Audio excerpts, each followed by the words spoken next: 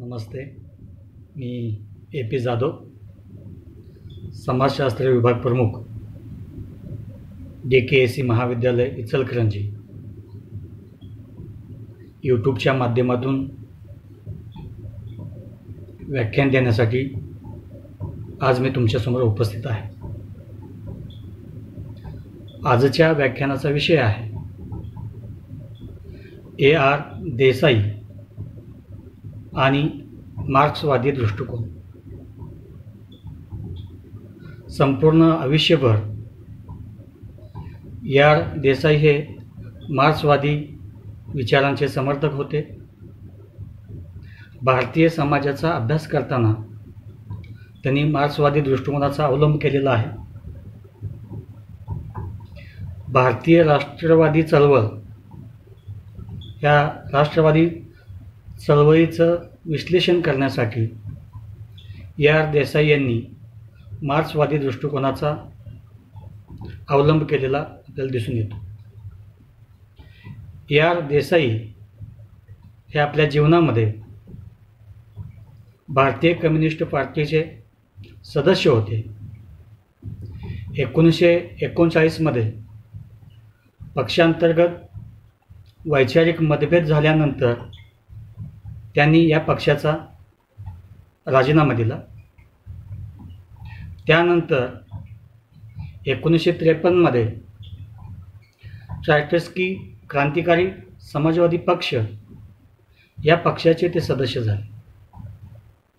सेवानिवृत्तीनंतर सुद्धा A.R. देसाई स्वस्थ बसलेले आपल्याला दिसत नाही.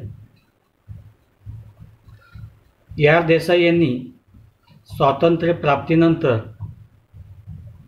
भारतीय समाजाच्या विकासाचा द्वंद्वात्मक पद्धतीने अभ्यास केलेला आपल्याला दिसून येतो.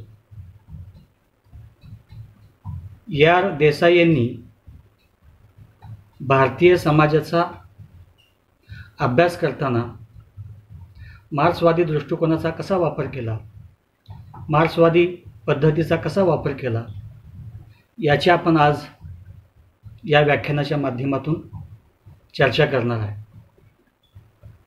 आजचे हे व्याख्यान जे आहे, या व्याख्यानाची आपण 6 भागामध्ये चर्चा करणार आहोत.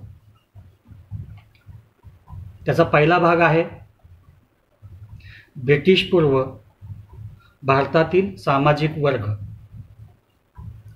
दुसरा भाग आहे ब्रिटिशकालीन भारतातील सामाजिक वर्ग. तिसरा भाग आहे वर्गीय हित आणि संघटन. चौथा भाग आहे कामगार वर्गाचा उदय. पाचवा भाग आहे कामगार वर्गाची वैशिष्ट्ये. आणि 6वा आणि शेवटचा भाग आहे या नवीन सामाजिक वर्गाची राष्ट्रीय भूमिका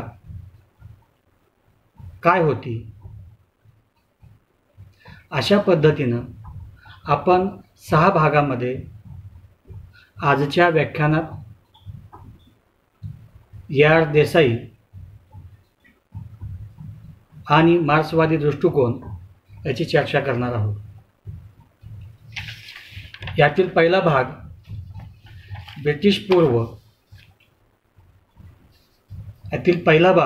ब्रिटिशपूर्व भारतातील सामाजिक वर्ग. ब्रिटिशपूर्व भारतीय समाज हा खेडीप्रधान होता. भारतीय खेडी ही स्वयंपूर्ण होती. भारतीय खेड्यांच्या मध्ये जी जमीन होती त्या जमिनीवर समूहाची मालकी होती. शेतकरी समाजाबरोबरच लोहार, कुंभार, चांभार, माळी, गुरव असेही घटक ग्रामीण समाजामध्ये आपल्याला पाहायला मिळत होते. या घटकांच्या मध्ये जातीय जाणीवेचा प्रभाव आपल्याला पाहायला मिळतो आणि वर्गीय जाणीवेचा अभाव यांच्यामध्ये पाहायला मिळतो. आर देसाई मार्क्सवादी दृष्टिकोनातून खेड्यांचं वर्णन करत असताना असं म्हणतात की खेड्यातील जी जमीन होती त्या जमिनीवर सामुदायिक मालकी होती, हस्तकौशल्यावर आधारित आणि अपरिवर्तनीय श्रमविभाजन ही खेड्याची वैशिष्ट्ये होती असं ते नमूद करतात. ते असं म्हणतात की शेतामधून जे माल उत्पादित होत होता या उत्पादित झालेल्या मालाचा मोठ्या प्रमाणात उपभोग स्वतः उत्पादक घेत होता. हस्तकलेच्या व्यवसायाच्या माध्यमातून जे उत्पादन होत होतं याचाही उपभोग मोठ्या प्रमाणात उत्पादक घटक घेत होता. ह्या उत्पादित मालातील छोटासा भाग हा राज्य शासनाकडे जात होता. या कालावधीमध्ये जमीनदार, राजे महाराजे यांचा अंशतः हस्तक्षेप होता असं आर देसाई लिहितात. म्हणजे ब्रिटिश पूर्व भारतीय खेडे ही जी स्वयंपूर्ण होती, खेडी प्रधानता होती आणि सामूहिक मालकी जमिनीवरची आपल्याला पाहायला मिळते. आर देसाईंनी दुसरा भाग जो सांगितला आहे तो म्हणजे ब्रिटिशकालीन भारतीय सामाजिक वर्ग. ब्रिटिश ज्यावेळेस भारतात आले, भारतात आल्यानंतर जमिनीच्या क्षेत्रामध्ये फार मोठ्या सुधारणा त्यांनी केलेल्या आपल्याला पाहायला मिळतात. आणि ब्रिटिशांच्या ह्या सुधारणावादी धोरणामुळं ग्रामीण भागातील शेतीची संरचना बदलत गेली आणि शेतीच्या संरचनेबरोबर ग्रामीण भागातील सामाजिक संरचनासुद्धा मोठ्या प्रमाणात बदलत गेली. आर देसाई असं म्हणतात की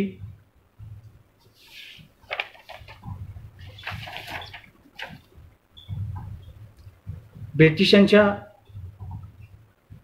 जमिनीविषयक सुधारणांच्यामुळं ग्रामीण भागामध्ये नवीन नवीन वर्गाला सुरुवात झाली, नवीन नवीन वर्गांचा उदय झाला. जमीनदारी पद्धत मोठ्या प्रमाणात सुरू झाली. ब्रिटिशांनी निर्माण केलेला जमीनदार वर्ग, महसूल गोळा करणारा वर्ग, वाटेकरी, भाडेपट्ट्यावर जमीन करणारा वर्ग, शेतमजूर, शेतकरी, भूमिहीन शेतकरी अशा पद्धतीनं ग्रामीण समाजामध्ये मोठ्या प्रमाणात नवीन नवीन सामाजिक वर्ग उदयास आलेले आपल्याला पाहायला मिळते. हे जे नवीन वर्ग उदयास आले यातील जमीनदार वर्ग, सावकार वर्ग हा जो आहे तो मोठ्या प्रमाणात शेतकऱ्यांचं शोषण आणि पिळवणूक करू लागला. कारण शेतसाऱ्याच्या माध्यमातून मनमानी सारा हा वर्ग गोळा करू लागला आणि यातून शेतकऱ्यांची आर्थिक परिस्थिती ही मोठ्या प्रमाणात हालाकीची निर्माण झाली. जमीनदारी पद्धतीमुळं भूमिहीन शेतकऱ्यांच्या मध्ये वाढ झाली, शेतमजुरांच्या मध्ये वाढ झाली. मोठ्या प्रमाणात शेतसारा गोळा केल्यामुळं शेतकऱ्यांनी आपल्या जमिनी सावकारांच्याकडे घाण ठेवायला सुरुवात केली. यातून जमिनीच्या मालकीमध्ये गैर शेतकरी यांच्या मालकीला सुरुवात झाली.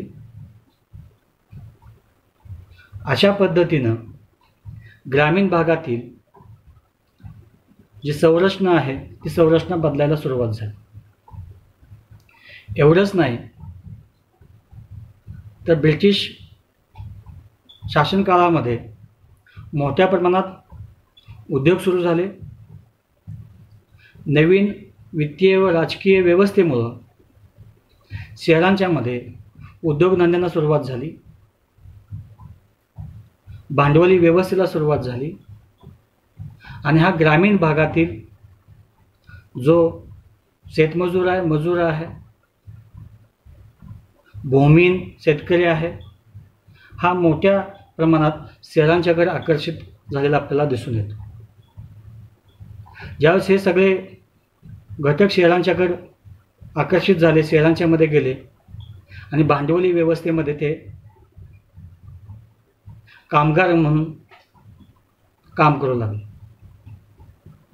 ब्रिटिशांच्या आधुनिक दळणवळणाच्या सुविधांच्यामुळं, आधुनिक शिक्षण व्यवस्थेमुळं, उद्योगधंद्यांच्यामुळं शहरांच्यामध्येही मोठ्या प्रमाणात सामाजिक वर्गांचा उदय झालेला आपल्याला पाहायला मिळतो. त्यामध्ये उद्योगपती असतील, भांडवलदार असतील, व्यापारी असतील, कामगार, छोटे व्यापारी, दुकानदार, व्यावसायिक, तांत्रिक, प्राध्यापक, वकील, इंजिनियर, पत्रकार असे नवीन नवीन जे वर्ग जे आहेत हे वर्ग शहरांच्यामध्ये निर्माण झालेले दिसतात, असं या देसाई नमूद करतात. जरी हे ग्रामीण भागातून मोठ्या प्रमाणात मजूर, शेतकरी, भूमिहीन हा शहराकडे आला असेल, आकर्षित झाला असेल, शहरांच्यामध्ये कामगार म्हणून ते एकजुटीनं राहत असेल, नवीन शिक्षण, नवीन अर्थव्यवस्था, नवीन राजकीय धोरणं यामुळं त्याच्या विचारांच्या मध्ये देखील बदल होताना दिसतो. परंतु या देसाई असं म्हणतात की या वर्गाने नवीन विचारसरणीबरोबरच पारंपरिक विचारसरणीचंही जोपासना केलेली दिसून येते. यामुळं जी राष्ट्रीय चेतना अधिक विकसित व्हायला पाहिजे होती ती विकसित झाली नाही, कारण पारंपरिक विचार आणि आधुनिक विचार एकत्र चालत असल्यामुळं राष्ट्रीय एकता आणि राष्ट्रीय चेतना याची गती मंद होती. तिसरा जो भाग आहे वर्गीय हित आणि संघटन, यातील पहिला वर्ग आहे जमीनदार वर्ग, त्यांचे हित आणि संघटन. एन ए घोष असं म्हणतात की लॉर्ड कॉर्नवॉलिस यांनी या जमीनदार वर्गाला अभिजात वर्ग असं म्हटलं होतं. हा अभिजात वर्ग जो तो भांडवलदारांच्या, ब्रिटिशांच्या बाजूचा होता, ब्रिटिशांचा तो वफादार होता. ज्यावेळेस ब्रिटिशांना मदत लागेल त्यावेळेस हा वर्ग, जमीनदार वर्ग हा ब्रिटिशांना मदत करत होता. ज्यावेळेस ह्या जमीनदार वर्गाच्या हक्कांच्यावर गदा यायला सुरुवात झाली त्यावेळेस हा वर्ग देखील संघटित व्हायला सुरुवात झाली. राष्ट्रीय नॅशनल काँग्रेसच्या माध्यमातून महात्मा गांधींनी जे आंदोलन सुरू केलं, ज्या चळवळी सुरू केल्या, त्या चळवळींची विचारधारा होती लोकशाही अधिकार, प्रशासकीय सुधारणा आणि स्वराज्याची मागणी. आणि यामुळं या जमीनदार वर्गाला असं वाटलं जर उद्या या आंदोलनांच्यामुळे भारताला स्वातंत्र्य प्राप्त झालं आणि ह्या नवीन समाजामध्ये, स्वातंत्र्य प्राप्तीनंतरच्या समाजामध्ये सामाजिक, आर्थिक, राजकीय सुधारणा ज्यावेळेस होतील त्याची पुनर्रचना ज्यावेळेस होईल त्यावेळेस आपल्या हक्कांच्यावर गदा येऊ शकते, आपल्या मालमत्तेवर टाच येऊ शकते. यामुळं हा वर्ग काँग्रेस पक्षाला मदत करण्याऐवजी ब्रिटिश पक्षांना मदत करत होता, कारण त्यांच्या हक्कांचं हनन होत होतं. हा जो जमीनदार वर्ग जो आहे, हा जमीनदार वर्ग मोठ्या प्रमाणात राष्ट्रीय आंदोलनं जी होती, चळवळी ज्या होत्या, त्या चळवळीला विरोध करताना आपल्याला पाहायला मिळतो. याही वर्गाने मोठ्या प्रमाणात विरोध केलेला आपल्याला दिसून येतो. यानंतरचा दुसरा जो वर्ग आहे तो म्हणजे वाटेकरी, महसूल गोळा करणारा, कुल. हा वर्गसुद्धा जमीनदारी पद्धतीमुळं किंवा जमीनदारी पद्धतीच्या बरोबरीनं तो विकसित झालेला आपल्याला पाहायला मिळतो.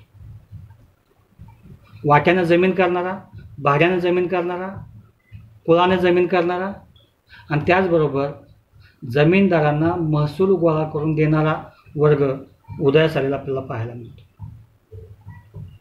ज्यावेळेस ब्रिटिश शासनाच्या वेगवेगळ्या सुधारणात्मक धोरणांच्यामुळं मोठ्या प्रमाणात शेतसारा गोळा केल्यामुळं हा वाटेकरी वर्ग, भाडेकरी वर्ग, कुल यांची उपासमार व्हायला सुरुवात झाली. त्याचबरोबर ब्रिटिशांनी सारा गोळा करण्यामध्ये एक बदल केला की शेतकऱ्यांनी डायरेक्ट सारा हा राज्य शासनाला जमा करावा. या धोरणामुळं महसूल गोळा करणारा वर्ग देखील अस्वस्थ झाला. त्यालाही उपासमारीला सामोरं जावं लागलं. आणि मग हे जे वाटेकरी, भाडेकरी, कुल किंवा हा महसूल गोळा करणारा वर्ग जो आहे तो हळूहळू शेतकरी सभांच्यामध्ये सहभागी होऊ लागला. शेतकरी संघटनांचा तो सदस्य होऊ लागला.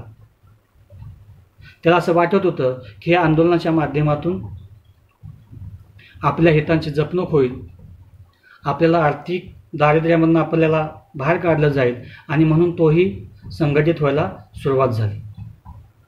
यानंतरचा जो वर्ग आहे तो म्हणजे शेतकरी वर्ग. शेतकरी वर्ग हा नवीन व्यवस्थेमुळं कर्जबाजारी झाला, सावकारी पाशात तो अडकला. शेतसाऱ्यामुळं जमिनी घाण ठेवू लागले, सावकारांचे पैसे फिटत नाहीत म्हणून जमिनी घाण ठेवाव्या लागल्या. आणि ह्या दयनीय अवस्थेतून बाहेर पडण्यासाठी शेतकरी वर्गही संघटित व्हायला सुरुवात झाली. परंतु सुरुवातीच्या कालावधीमध्ये हा अनियमितपणानं संघटित होऊ लागला, उत्स्फूर्तपणे संघटित होऊ लागला. आणि यांच्या संघटनेची उद्दिष्ट जी होती ती स्थानिक जी उद्दिष्ट होती ती होती. आणि त्यामुळं ही आंदोलनं जी आहेत ही दडपून टाकायला ब्रिटिशांना सोयीचं केलं. तरीही शेतकरी वर्ग आंदोलन करत राहिला. यांचा विद्रोह कमी करण्यासाठी ब्रिटिश सरकारने क्षणिक किंवा तात्पुरत्या स्वरूपात काही सुधारणासुद्धा केलेल्या आपल्याला पाहायला मिळतात. त्यामध्ये 1885 मध्ये बंगाल टेंडन्सी ॲक्ट, 1879 मध्ये डेक्कन ॲग्रिकल्चर रिलीफ ॲक्ट, 1903 मध्ये पंजाब एलियनेशन ॲक्ट या कायद्याच्या माध्यमातून तात्पुरत्या सुधारणा केल्या गेल्या. परंतु या कायद्याच्या माध्यमातून शेतकऱ्यांच्या हातात काही लागलेलं आपल्याला दिसत नाही. यार देसाई म्हणतात की 1917-18 मध्ये शेतकरी आंदोलनाने एक व्यापक चळवळ उभी केली. यामध्ये प्रामुख्याने महत्त्वाचा वाटा तो महात्मा गांधींचा आहे. महात्मा गांधींनी असहकार चळवळीच्या माध्यमातून शेतकऱ्यांच्या मध्ये एक चैतन्य चेतना निर्माण केली. स्थानिक जाणीवेच्या ऐवजी राष्ट्रीय जाणीवा त्यांच्यामध्ये निर्माण केल्या आणि याचा परिणाम असा झाला की भारतामध्ये वेगवेगळ्या राज्यांच्यामध्ये वेगवेगळ्या प्रांतांच्यामध्ये मोठ्या प्रमाणात शेतकरी संघटना उभा राहिलेल्या आपल्याला दिसतात. त्यामध्ये 1923 ते 1928 मध्ये आंध्र प्रदेशामध्ये शेतकरी संघटना उभी राहिली. 1926 ते 27 यामध्ये पंजाब, बंगाल, उत्तर प्रदेश या ठिकाणी किसान सभांची स्थापना झाली. 1928 ते 1931 मध्ये गुजरातमधील बारडोली जिल्ह्यामध्ये वल्लभभाई पटेल यांच्या नेतृत्वाखाली शेतकऱ्यांचे मोठे आंदोलन उभे राहिले आणि हे आंदोलन काही प्रमाणात सफलही झालेलं दिसतं. त्याचबरोबर स्वामी सजानंद यांच्या नेतृत्वाने सुद्धा बिहारमध्ये 1927 मध्ये शेतकऱ्यांचं सशक्त आंदोलन उभं राहिलं. 1935 मध्ये लखनौ येथे ऑल इंडिया विज्ञान काँग्रेसची बैठक झाली. 1930 मध्ये ब्रिटिश सरकारला जे 11 कलमी कार्यक्रम दिला होता तो कार्यक्रम काँग्रेस पक्षाची 1937 मध्ये सत्ता आल्यानंतर त्या 11 कलमी सुधारणा ज्या होत्या ह्या सुधारणा नाकारण्यात आल्या. कारण या जर सुधारणा केल्या असत्या तर भांडवलदार, जमीनदार यांच्या वर्गाचं हनन झालं असतं, म्हणून या सुधारणा स्वीकारल्या गेल्या नाहीत. यानंतरचा जो वर्ग आहे, चौथा वर्ग, आधुनिक भांडवलदार, त्यांचे हित आणि संघटन. ब्रिटिश काळामध्ये व्यापारी धोरणांच्यामुळे, कारखानदारीमुळं, नवीन आर्थिक धोरणांच्यामुळं, दळणवळणाच्या साधनांच्यामुळं भारतामध्ये मोठ्या प्रमाणात उद्योगपती भांडवलदारांचा वर्ग उदयास आलेला आपल्याला दिसून येतो. AR देसाई असं म्हणतात की हा वर्ग 1905 नंतर सशक्त झाला, आर्थिकदृष्ट्या संपन्न झाला आणि हा भांडवलदार वर्ग, तत्कालीन उद्योगपती वर्ग हा नॅशनल काँग्रेस पार्टीला मोठ्या प्रमाणात आर्थिक मदत करू लागला. ह्या आर्थिक मदतीच्या माध्यमातून या वर्गाचं काँग्रेस पक्षामध्ये प्रभुत्व निर्माण झालं. ज्यावेळेस ब्रिटिश सरकारने व्यापाऱ्यांच्यावर निर्बंध घातले त्यावेळेस भांडवलदार उद्योगपती वर्गाला असं वाटलं की आपल्या हितांचं संरक्षण झालं पाहिजे. यासाठी त्यांनी आपलं राष्ट्रीय संघटन बांधायला सुरुवात केली. त्यामध्ये 1981 मध्ये इंडियन टी असोसिएशन ही संघटना स्थापन झाली. 1927 मध्ये इंडियन चेंबर ऑफ कॉमर्स ही संघटना स्थापन झाली. 1933 मध्ये एम्प्लॉयर्स फेडरेशन ही संघटना स्थापन झाली आणि भांडवलदार वर्ग हा संघटित व्हायला सुरुवात झाली असं AR देसाई म्हणतात. यानंतरचा जो चौथा भाग आहे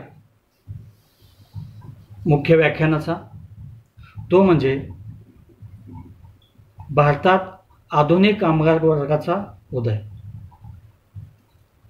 ग्रामीण भागामधील शेतमजूर,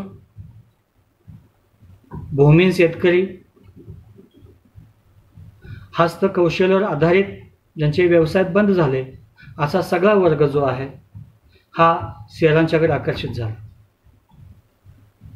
कारण शहरामध्ये आधुनिक साधनं, मोठ्या प्रमाणात चहाची मळे, उद्योग व्यवसाय या क्षेत्रामध्ये काम करण्यासाठी हा कामगार म्हणून शहरात आला.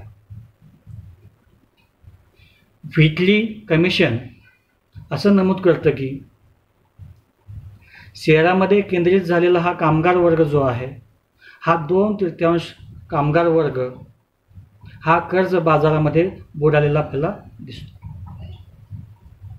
ते असं म्हणतात की या कामगार वर्गाची आजारपणामधील कोणतीही तरतूद नाही, मृत्यूनंतरची त्यांची कोणतीही तरतूद नाही, वृद्धापकाळातली त्यांची कोणतीही तरतूद केलेली दिसत नाही. आणि हा कामगार वर्ग थोड्याफार प्रमाणामध्ये संघटित होऊ लागला, स्वतःचं संघटन बांधू लागला. या संघटनेचा थोडासा विरोध झाल्यानंतर ब्रिटिश सरकारने कामगारांच्यासाठी काही क्षणिक तात्पुरते कायदे पास केले. त्यामध्ये 1931 इंडियन पोर्टर्स ॲक्ट, 1934 मध्ये वर्कमेस कंपन्सेशन ॲक्ट, 1934 मध्ये फॅक्टरीज ॲक्ट, 1935 मध्ये माइस ॲक्ट, 1936 मध्ये पेमेंट ऑफ वेजेस ॲक्ट. हे वेगवेगळे कायदे ब्रिटिशांनी कामगारांसाठी केले, परंतु या कायद्याच्या माध्यमातून कामगारांच्या हाताला काही लागलेलं आपल्याला दिसत नाही. 1918 नंतर हा कामगार वर्ग अधिक संघटित होऊ लागला. एस.एम. जोशी आणि लाला लजपत राय यांच्या माध्यमातून all India trade union Congress स्थापन झाली आणि व्यापक स्वरूप पहिल्यांदाच या कामगार संघटनेला, देश पातळीवरचं स्वरूप कामगार संघटनेला पहिल्यांदा प्राप्त झालं. या वर्गाच्या माध्यमातून मोठ्या प्रमाणात आंदोलनं सुरू झाली, यांच्या संघटना मजबूत झाल्या असं ए आर देसाई नमूद करतात. या व्याख्यानाचा 5वा भाग जो आहे, या 5व्या भागामध्ये आधुनिक कामगाराची वैशिष्ट्ये. आधुनिक कामगारांची वैशिष्ट्ये सांगत असताना ए आर देसाई खेड्यातील शेतकरी वर्ग, शेतमजूर वर्ग, त्यांचं संघटन आणि शहरातील कामगार त्यांचं संघटन यांची तुलना करून नवीन कामगारांची वैशिष्ट्ये ए आर देसाई स्पष्ट करतात. ते असं म्हणतात की कामगार वर्ग हा एकत्रित काम करत असल्यामुळं तो लवकर संघटित होतो. शेतकरी वर्ग हा विखुरलेला असल्यामुळं तो लवकर संघटित होत नाही. शेतकरी हा निसर्गावर अवलंबून आहे. शहरातला कामगार जो आहे, उद्योग क्षेत्रातील कामगार जो आहे, तो हा मशीनवर, तंत्रांच्यावर अवलंबून आहे, तो निसर्गावर अवलंबून नाही. त्याचबरोबर ए आर देसाई आणखीन एक महत्त्वाचं वैशिष्ट्य सांगतात की शेतकरी संघटना अधिक तीव्र किंवा अधिक संघटित का झाल्या नाहीत, अधिक विद्रोही का झाल्या नाहीत, कारण त्यांच्याकडे थोडं का होईना उत्पादनाचं साधन होतं, शेती त्यांच्याकडे होती, त्यामुळं ते अधिक तीव्र झालेले दिसत नाहीत. परंतु शहरातला कामगार जो आहे, ह्या कामगारांच्याकडे उत्पन्नाचं ठोस असं साधन नसल्यामुळं कामगारांना संघटित व्हावं लागलं. म्हणजे ए आर देसाई असं म्हणतात की कामगारांना त्यांच्या दारिद्र्यामुळं, त्यांच्या उपासमारीमुळं अधिक संघटित व्हावं लागलं आणि हा वर्ग अधिक संघटित होऊ लागला. यानंतरचा या व्याख्यानाचा शेवटचा भाग जो आहे तो म्हणजे नवीन सामाजिक वर्गाची राष्ट्रीय भूमिका किंवा वैशिष्ट्ये काय होते?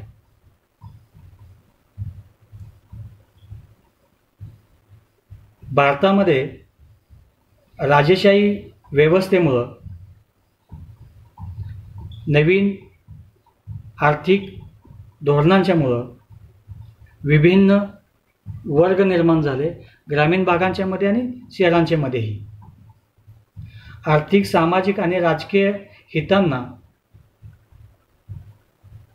स्थानिक पातळीवर हटवून यांना राष्ट्रीय व्यापक स्वरूप देण्यात येऊ लागलं. त्याचबरोबर अनेक वेगवेगळ्या संघटनांना, वेगवेगळ्या वर्गांना असं वाटू लागलं, जर आपण सार्वजनिक हिताचा विचार केला तरच आपण या जाचातून, या पिळवणुकीमधून आणि ह्या ब्रिटिश राजवटीमधून स्वतंत्र होऊ शकतो.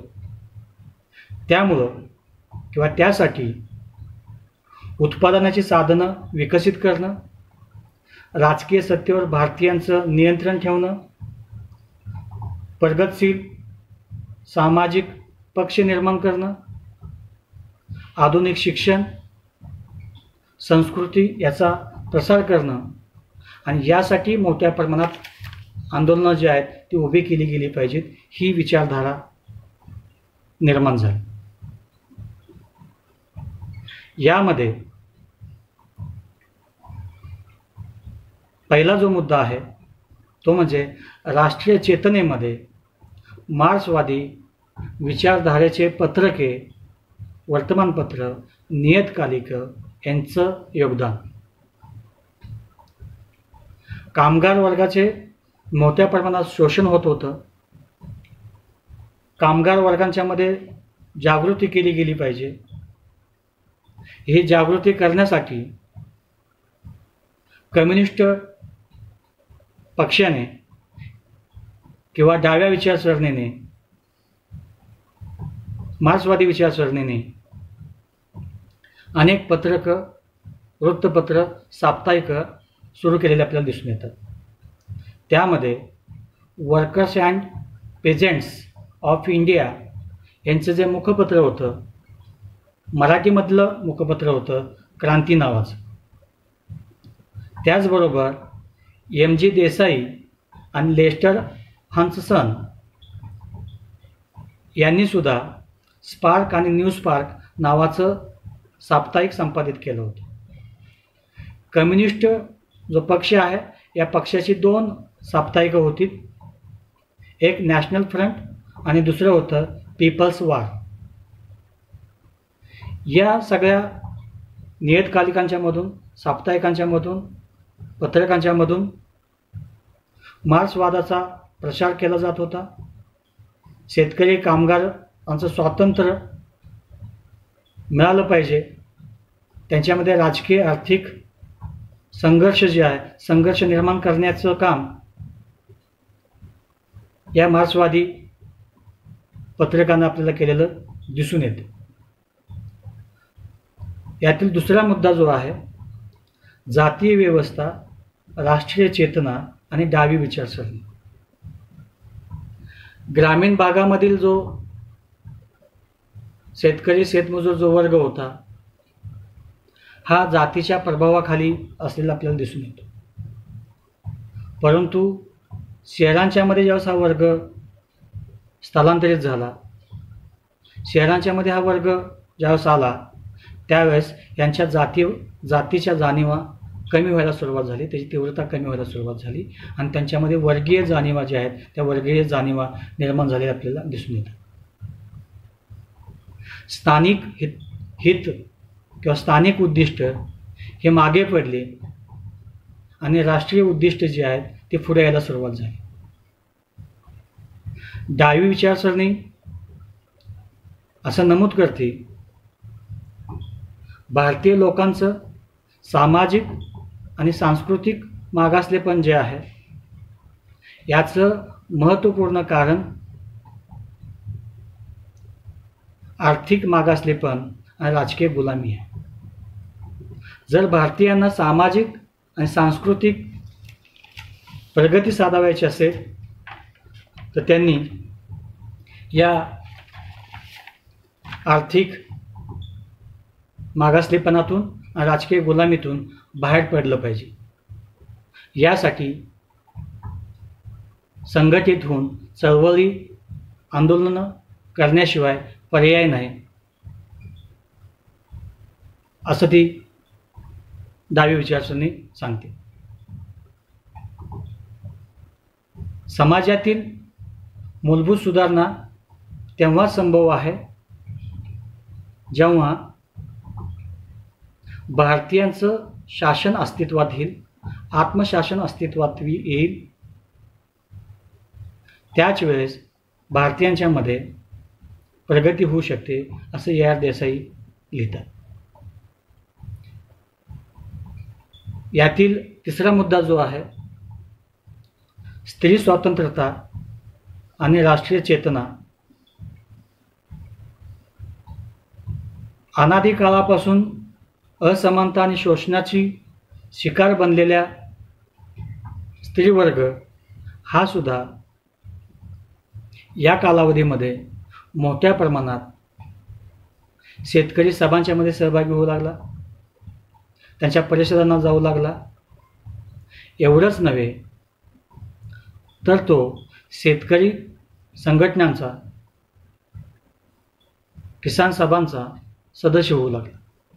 यामध्ये ज्या स्त्रिया होत्या त्या स्त्रिया कामगार वर्गातील, शेतकरी वर्गातील, शेतमजूर वर्गातील स्त्रिया असलेल्या आपल्याला दिसून येतात.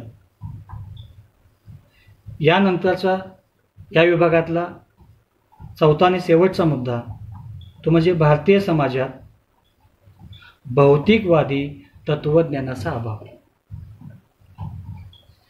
AR देसाई म्हणतात की भारतीय समाजामध्ये विकासाची गती का कमी होती, झपाट्यानं भारतीयांच्यामध्ये का प्रगती झाली नाही, तर त्याचं कारण ते म्हणतात की भारतीय नेतृत्व हे भौतिकवादी तत्त्वज्ञानापासून, भौतिकवादी विचारांच्यापासून अलिप्त राहिलेलं होतं. AR देसाई म्हणतात की हे भारतीय नेतृत्व ह्या भौतिकवादी विचारसरणीपासून अलिप्त का राहिलं.